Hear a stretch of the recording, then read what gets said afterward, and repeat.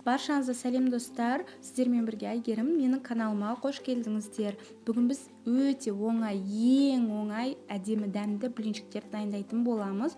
Ол үшін ыдысымызға жұмыртқамызды саламыз, араластырамыз. Сонан соң үстінен қант саламыз, ванилин саламыз, барлығын жақсылап араластырамыз.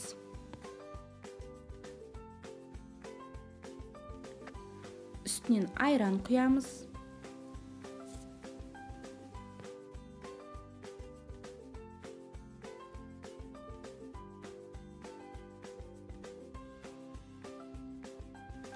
Өткіштен өткізіп ұн қосамыз.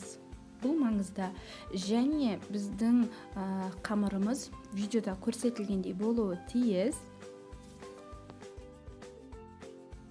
Сонан соң өте ыстық суға, яғни қайнап тұрған бір кружка ыстық суға бір қасық ас содасын салып, жақсылап араластырып, екіге бөліп, жаңағы қамырымыздың үстіне құямыз.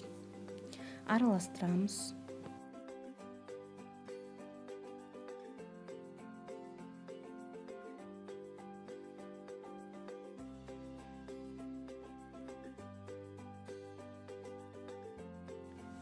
Сұйық май құямыз.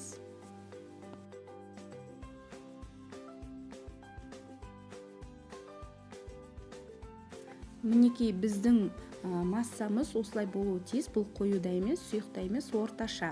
Және табамызда қыздырып аламыз. Алғашында ғана майлаймыз, одан кейін майламаймыз.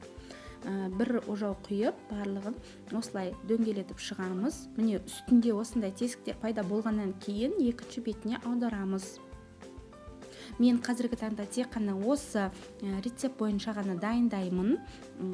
Өте оңай, әрі тез дайындалады. Жасап көріңіздер. Баршаңызға кеңес беремін. Менің каналыма тіркеліп лайк басуды ұмытпаңыздар. Ас болсын!